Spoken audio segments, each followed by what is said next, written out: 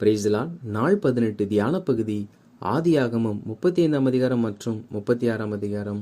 35ஆம் அதிகாரத்தை நாம் வாசிப்போமானால் அதில் தேவன் யாக்கோபை நோக்கி, நீ எழுந்து பெத்தேலுக்கு போய் அங்கே குடியிருந்து நீ ஏசாவின் முகத்திற்கு விலகி ஓடி போகிற போது உனக்கு தரிசனமான தேவனுக்கு அங்கே ஒரு பலிபீடத்தை உண்டாக்கு என்பதாக சொல்லுகிறார். அப்பொழுது யாக்கோபு தன் வீட்டில் இருக்கிற அனைவரையும் அழைத்து, உங்களிடத்தில் இருக்கிற அந்நிய தெய்வங்களை விலக்கி போட்டு உங்களை சுத்தம் பண்ணி கொண்டு உங்கள் வஸ்திரங்களை மாற்றுங்கள், நாம் எழுந்து பெத்தேலுக்கு போய் அங்கே தேவனுக்கு ஒரு பலிபீடத்தை உண்டாக்குவோம் என்பதாக சொல்லுகிறார். இதில் கர்த்தர் சொல்லுகிறார். அதற்கு யாக்கோபு உடனே கீழ்ப்படுகிறதை நம்மால் பார்க்க முடியும். ஆனால் யாக்கோபு முந்தைய அதிகாரங்களில் சீகேமில் உள்ள அந்த இடத்தை கிரயத்திற்கு வாங்கியிருந்தார். ஆனால் கர்த்தர் இவ்விடத்தை விட்டு நான் உனக்கு சொல்லும் இடத்திற்கு போய் என்று சொன்னவுடன், இது நான் சொந்தமாய் வாங்கின பூமி, நான் இங்கேதான் இருப்பேன் என்று யாக்கோபு சொல்லாமல் கர்த்தர் சொன்ன வார்த்தைக்கு உடனே கீழ்ப்படிந்து அங்கே இருந்து தன்னுடைய சொந்த பூமியை விட்டு விலகி செல்லுகிறார். நாமும் கூட கர்த்தர் நமக்கு ஒரு காரியங்களை சொல்லுவார் என்றால் அது நமக்கு எவ்வளவு நஷ்டமா இருந்தாலும் அதற்கு உடனே கீழ்ப்படிய வேண்டும். காரணம், உலகத்தில் உள்ள எல்லாவற்றை காட்டிலும்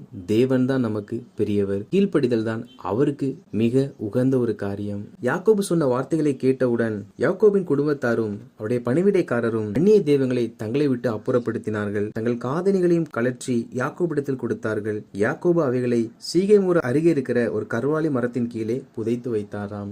யாக்கோபு சொன்ன போது இவர்கள் விக்கிரகங்களை விளக்கினார்கள் என்றால் அதுவரையிலும் அவர்கள் விக்கிரகங்களை தங்களுக்குள் வைத்திருந்திருக்கிறார்கள். எனவே இதை அறிந்த யாக்கோபு அதுவரை கண்டுகொள்ளாவிட்டாலும் கர்த்தருக்கு ஒரு பலிபீடத்தை கட்ட வேண்டும் என்ற வார்த்தை வந்தவுடன் தன் குடும்பத்தையும் தன்னையும் சுத்திகரிக்கிறார். இதில் ஒரு குடும்ப தலைவர்கள் எப்படி நடந்து கொள்ள வேண்டும் என்ற ஒரு விதத்தை நம்மால் பார்க்க முடியும். நம் குடும்பத்தில் நடக்கிற தேவன் விரும்பாத எல்லா காரியமும் நிச்சயமாய் நமக்கு தெரிந்திருக்கும். அவைகளை அறிந்த நாம் அவைகளை கண்டுகொள்ளாமல் விட்டுவிடக்கூடாது. அவைகள் ஒவ்வொன்றையும் சரிப்படுத்தும்படிக்கு நம் குடும்பத்தாருக்கு நாம் தான் கட்டளை கொடுக்க வேண்டும். காரணம், யாக்கோபு அங்கே ஒருமுறை பலிபீடம் கட்டினார். ஆனால் நாமோ வார வாரம் ஆலயத்திற்கு சென்று தேவனை கூட ஆராதிக்கிறோம். அந்த சமயத்தில் நம் குடும்பத்தில் உள்ளவர்கள் தேவ பிரசன்னத்திற்கு தூரமானவர்களா இருப்பார்கள் என்றால் ஒரு நாளும் அது அவர்களுக்கு ஆசீர்வாதமா இருக்காது.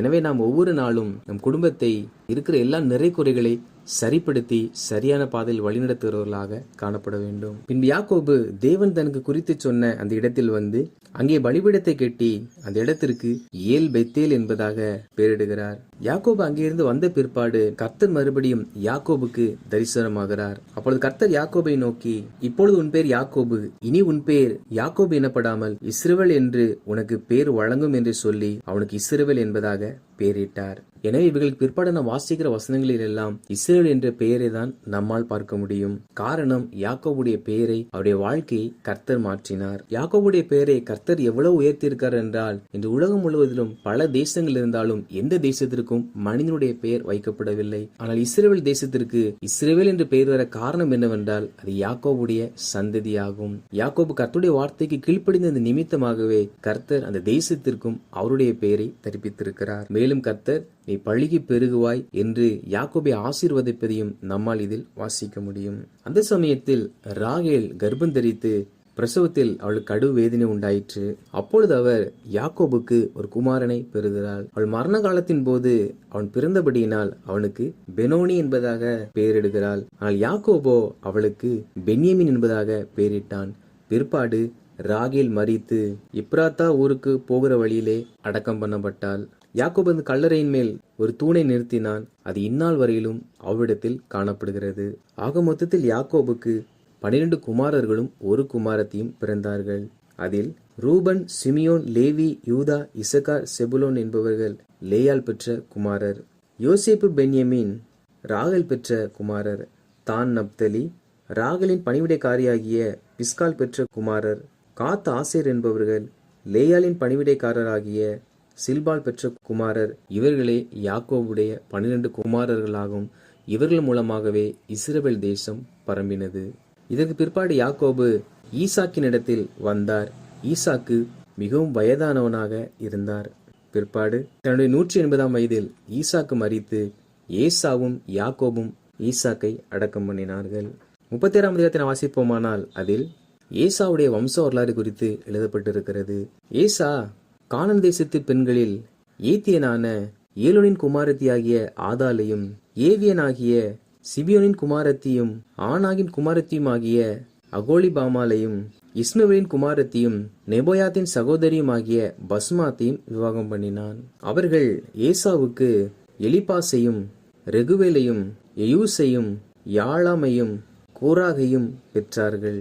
இவர்கள் மூலமாக ஏசாவின் சந்ததி விருத்தியடைய ஆரம்பித்தது.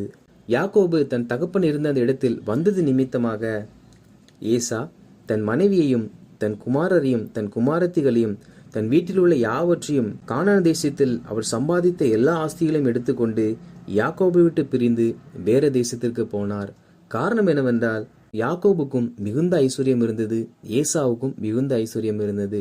இவ்விருவருடைய ஆசீர்வாதங்களும் மிகுதியாய் இருந்தபடியினால் அவர் ஒன்றாய் இருப்பதற்கு அந்த இடம் போதுமானதாய் காணப்படவில்லை. எனவே ஏசா நான் இங்கு இருப்பேன் என்று சொல்லாமல் ஏசா சமாதானத்தோடு அவ்விடத்தை விட்டு பிரிந்து தனியே செல்கிறார். மேலும் ஏசாவின் குமாரர்களில் அநேகர் பிரபுவாக இருந்தார்கள். அவருடைய பெயர்களும் இதில் குறிப்பிடப்பட்டிருப்பதை நம்மால் வாசிக்க முடியும். இஸ்ரவேல் ஜனங்கள் தங்கள் தேசத்தில் தங்களை ஆள ராஜாக்களை ஏற்படுத்துவதற்கு முன்பதாகவே ஏசாவுடைய சந்ததியில் அநேக ராஜாக்களும் கூட ஆட்சி செய்தார்கள். ஏசாவுக்கு ஏதோம் என்ற பெயரும் கொடுக்கப்பட்டது. ஏசாவின் பின் சந்ததியாரே ஏதோமியர் என்பதாக அழைக்கப்பட்டார்கள். வாசித்த இந்த அதிகாரிகளின்படி கர்த்தருடைய ஜனங்களாகிய நாம் கர்த்தர் நமக்கு சொல்லுகிற வார்த்தைகளுக்கு அது நிமித்தம் நமக்கு நஷ்டமே ஏற்பட்டாலும் நாம் அதற்கு உடனே கீழ்ப்படுகிறவர்களாய் காணப்பட வேண்டும். மேலும் குடும்ப தலைவர்களாகிய நாம் நம் குடும்பத்தில் காணப்படுகிற தேவன் விரும்பாதவைகள் எவைகள் இருந்தாலும் அவைகளை சரிப்படுத்தும்படிக்கு நம் குடும்பத்தில் இருக்க ஒவ்வொருவருக்கும் கட்டளையிட்டு நடத்த வேண்டியது தேவன் நமக்கு கொடுத்த பொறுப்பாயிருக்கிறது.